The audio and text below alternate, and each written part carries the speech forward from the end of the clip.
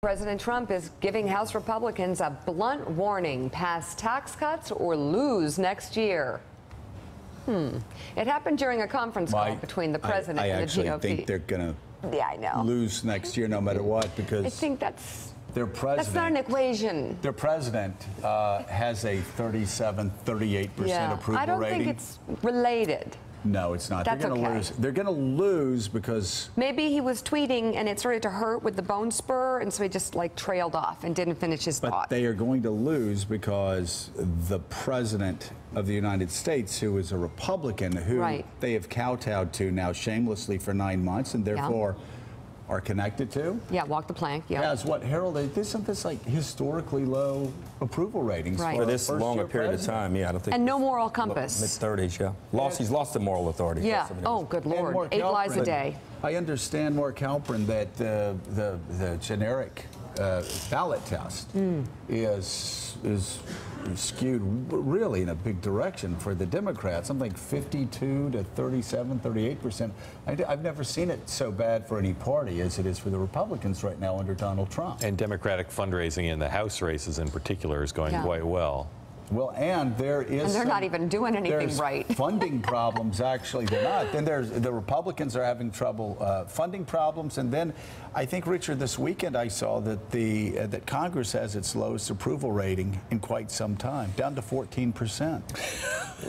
Oh, maybe up to 14%. Up to 14%. I mean, Steve, you add all of this together, you look historically, even in the best of times, historically, this would be a bad year for Republicans. But you add Donald Trump's historically low approval ratings. He's like an albatross for these poor guys. Yeah. And then you add on top of the fact that Congress has the lowest approval rating ever at 14%, and the Democrats in the House are raising money, and Republicans in the House aren't raising money.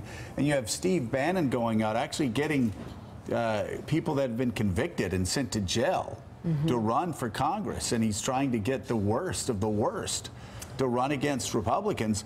It seems like it might be a grim year for Republicans coming up. Well, there's actually enormous enthusiasm among the Democratic base at this moment. Very energized, very feeling like all the points you made are going to resonate. And of course, even though there is all this gerrymandering in the House, if you have the kinds of margins that those polls indicate, it will overcome a lot of that gerrymandering. The Democrats are starting to get better candidates in a bunch of the marginal districts and things like that. And so it's shaping up pretty well for the Democrats. Tough map in the Senate.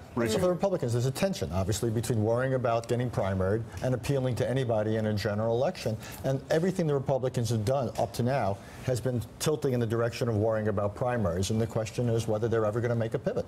Well, if they're worried about primaries, excuse me, and then they're walking the plank for Trump, maybe they ought to take the advice of one senator who came on the show recently. When constituents say it feels like the president has lied to us, maybe they should say, no, he's speaking in hyperbole, and that will make everything better. Is that possible? That's a strategy. That's one way to look at it. I think Democrats are going to have we have two data points coming our way, three. One, this Virginia race, and the New Jersey race, the governor's race is there, and those things are, the Virginia race is tightening. Two, this guy Doug Jones in Alabama is doing a lot better than the National Party thought he was going to do. It's going to be a tough race, but it'll be interesting to see if Democrats play as aggressively there as we should.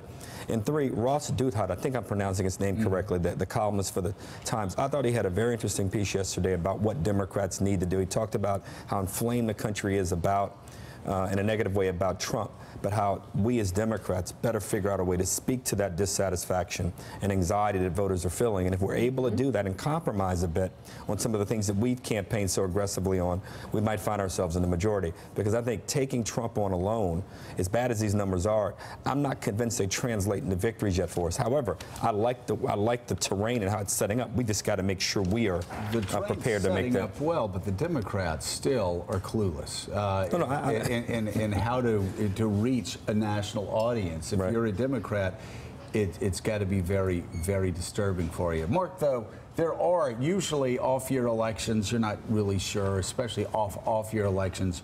You're not actually sure how much of an impact they have. But boy, that Virginia governor's race has always been, or has been a bellwether many, many times. It certainly was in 2009. It certainly was in 1993. I've got to say, if Republicans win in Virginia, that's a political earthquake. if Democrats win in Alabama, that obviously is a political earthquake. I don't expect that to happen in Alabama. Just saying, if it does, that's an earthquake. But if Ed Gillespie wins in Virginia, make no mistake, that is a political earthquake and a huge slap in the face. If Ed Gillespie, the Republican, wins that race, it'll be as more demoralizing to Democrats than the loss of that Georgia special House race. It will be extremely demoralizing, and you've seen President Obama go in and lots of support. Terry McAuliffe putting his legacy on the line.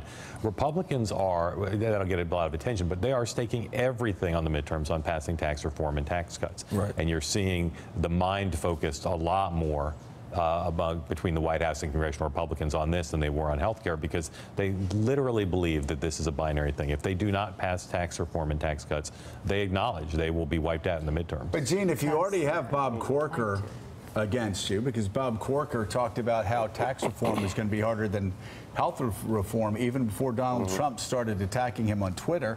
And then you have John McCain, who is going to be skeptical of this tax bill. You've got Susan Collins in Maine, who most likely will be skeptical of it. And I suspect Rand Paul and Lisa Murkowski as well. It's very hard to get to 50 in the Senate.